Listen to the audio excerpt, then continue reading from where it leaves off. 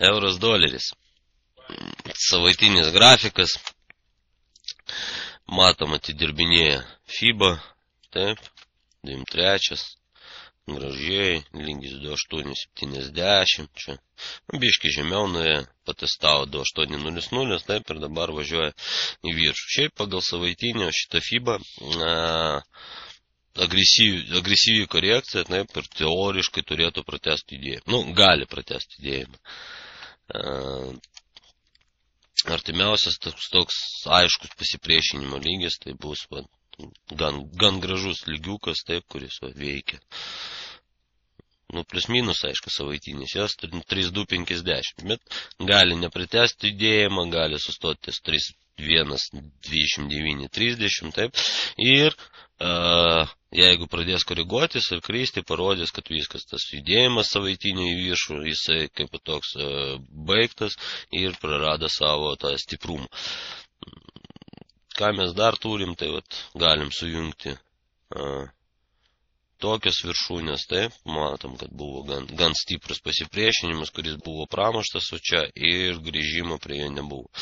Ir šiaip savaitinis, jeigu prie jo grįžinės, tai porą savaičių užims jo, tai kažkur tai atkeliausim, galim laukti euro ties 1,2290, net galim palaukti biški žemiau, 1,2200 kažkur tai ir jau nuo ten tikėtis, kad suformuos kažkokį apsisukimo figūrą, galbūt dvigumą dugną, gal, abejoju, kad jisai čia pradės gal ir pečius formuoti, nors dar savaitiniam, jeigu normaliai padaryti priartinimą, taip mes matom, kad yra ir minimumas čia žemiau 1,1950, taip, čia jau priklauso kaip keliausim, kaip čiuošim, jo, maždaug šitas minimumas prieš metų pabaigą galim atkartoti, bet aš abejoju.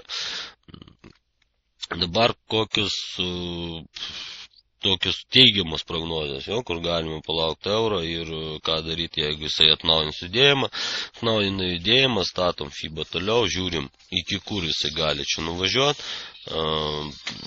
Maždaug iki šito lygio 3,250, artimiausias sustojimas ir čia kažkur tai nuo 3,150, 70, jeigu mes važiuojame viršų, galima bus laukti korekcijos, grįžimo ir pirkti. Taip?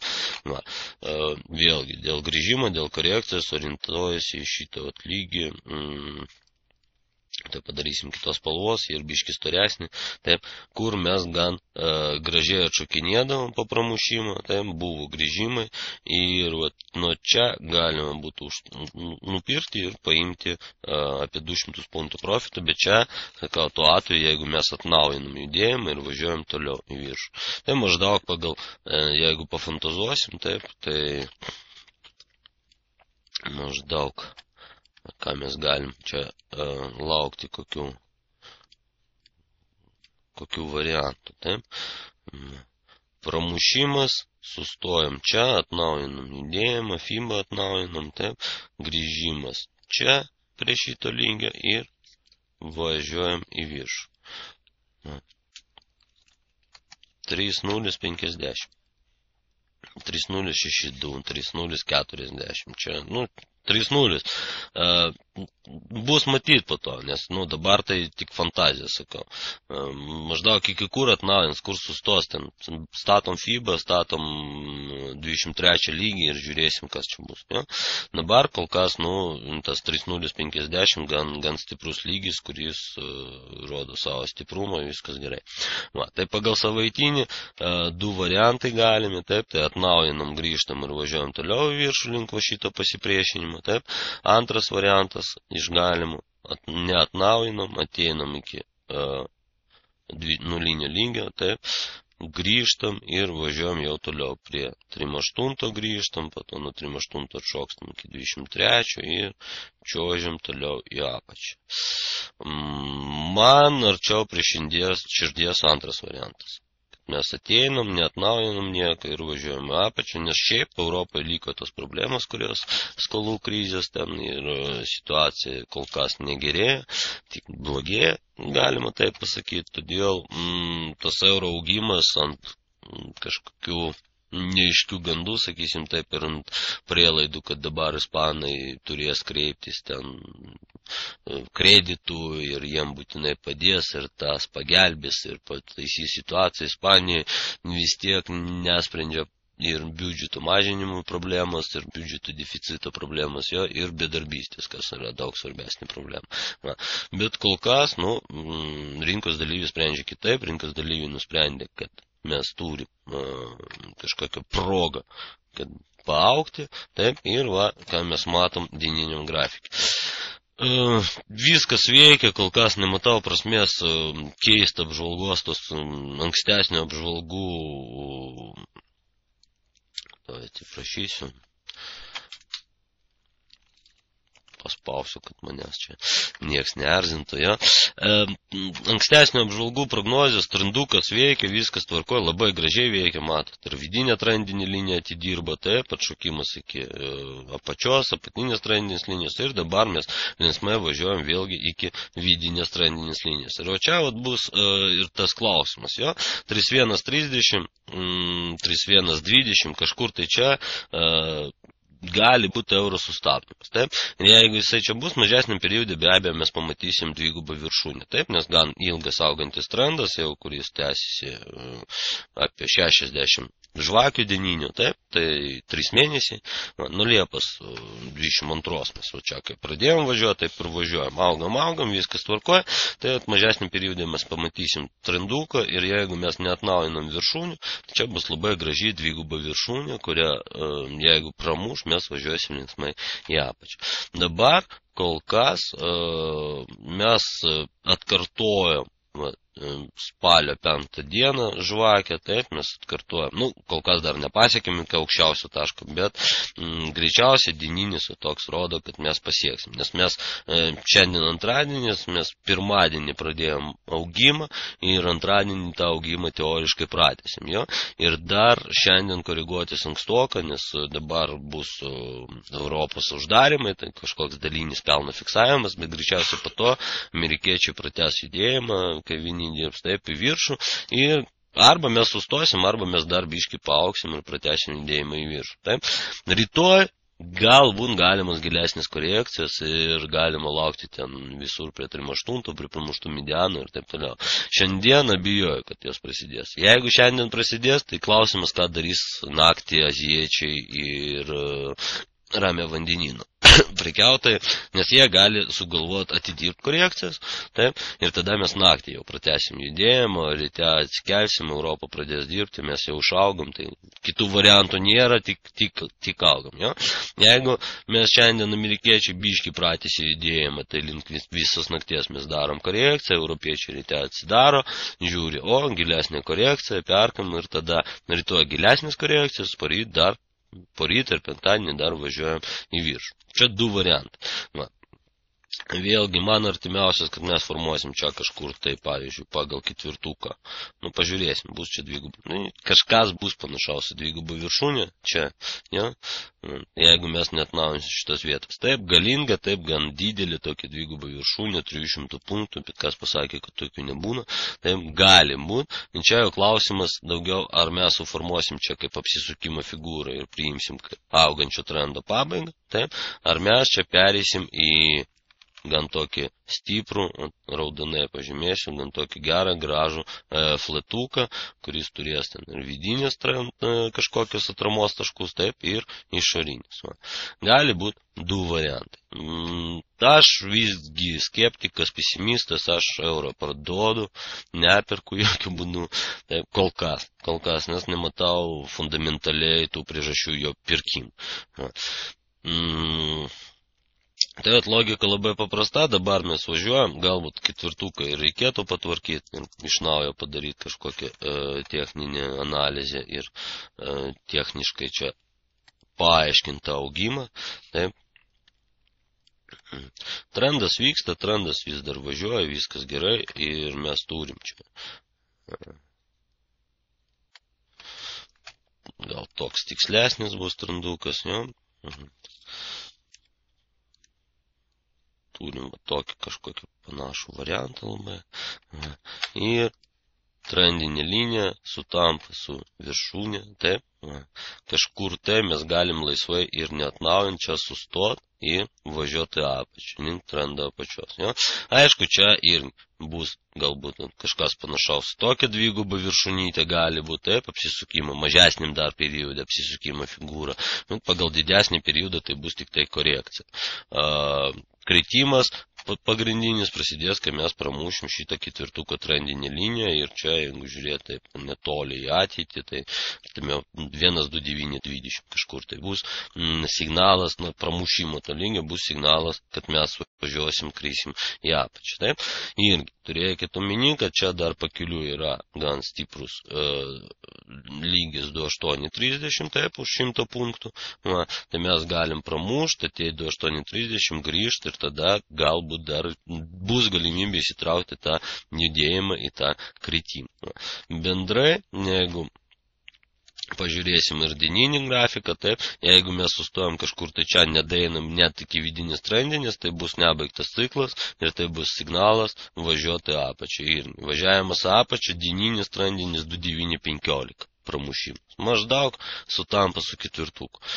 Tai jeigu ketvirtukas pramuš, tai ir dieninis niekur nedirbs. Ką daryti dabar? Pavyzdžiui, kokie variantai ir ko laukti. Taip.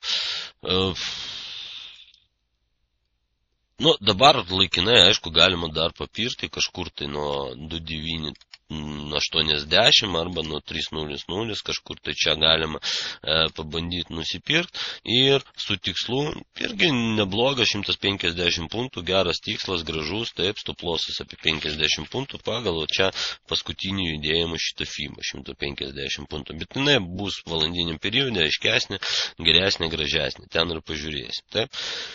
Dar vienas iš tokių variantų, irgi šiandien paklausė, ilgai žiūrėjau, kur čia kas toks variantas galimas, jo, bet paklausiau, ar nėra čia galvos ar pečių. Man tokie variantai dalykai nelabai patinka iš tikrųjų, bet ne visos figūros turi būti kaip iš vadovėlio ir jeigu jau žiūrėt daryti trendą pagal viršutinius taškus, taip, tai mes galim pamatyti, kad čia įvyko pramušimas šitos trendinės linijos, taip, ir, pavyzdžiui, jeigu neimtų šitą, gavosi pas mus trikampėlis gražus, taip, ir čia pirmas tikslas pasiektas, dabar grįžimas prie pramuštos ir važiuojam link antro tikslo. Irgi gan neblogas variantas ir jeigu traktuot, pavyzdžiui, ilgai žiūrėjau, kur čia gali būti galva ir pečiai, o čia petys, o čia galva ir čia antroji petys, jeigu imsau tokią fantaziją, jo, man nepatinka, iškart pasakysiu, aš prieš, bet gali būt, kodėl ne. Ir jeigu prie 2,980-90 mes padarysim grįžimą, tai gali būti, kad 160 punktų mūsų tikslas į viršų kaip tik ir yra trikampio antras tikslas.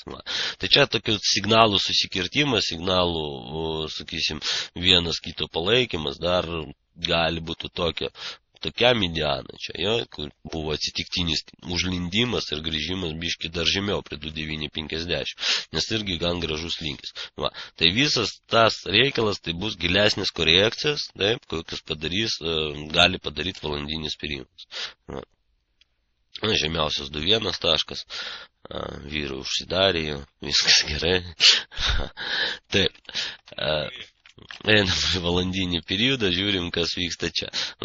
Čia labai, irgi, gražus važiavimas buvo į apačią per visą ekraną, viskas tvarkoja per visus lygius, taip, ir dabar mes teoriškai turėjom čia naują trendinį liniją, taip, ir čia lygiai atkartoja aukščiausią tašką pagal kūnus. Taip, spigliukus nepasiekė, bet pagal kūnus aukščiausią tašką atkartoja.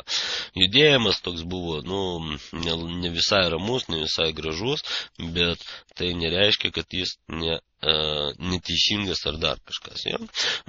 Darom žemiausius taškus, projekciją į aukščiausią tašką, matom, kad čia kažkas panašaus, melagingą pramušimą įvyko, bet dabar grįžinėja į kanalą. Taip, visai laisvai gali ateiti iki trendinis palaikymo, taip, valandinio, iki apačios.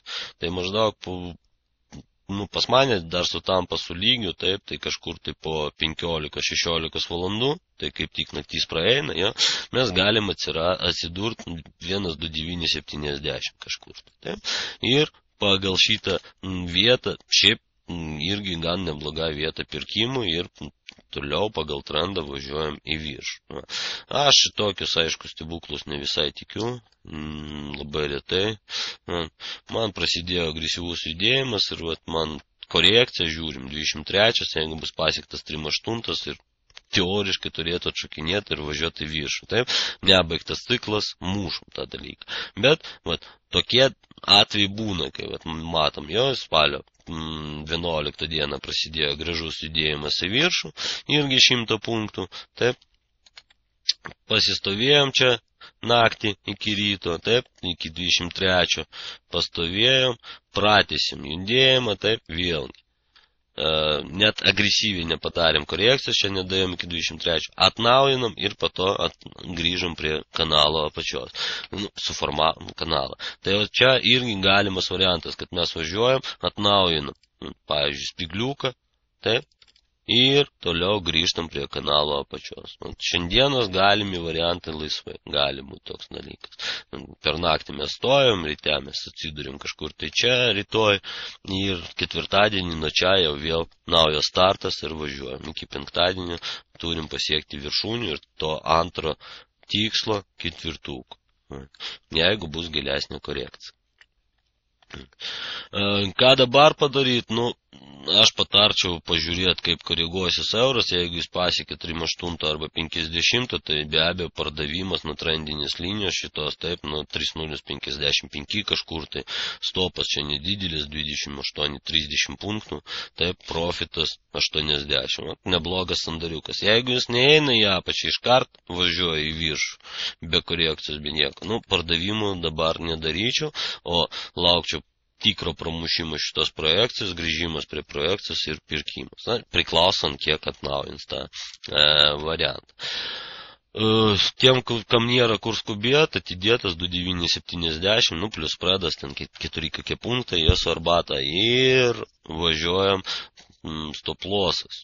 Apie 30-40 punktų, tai profitas apie 100.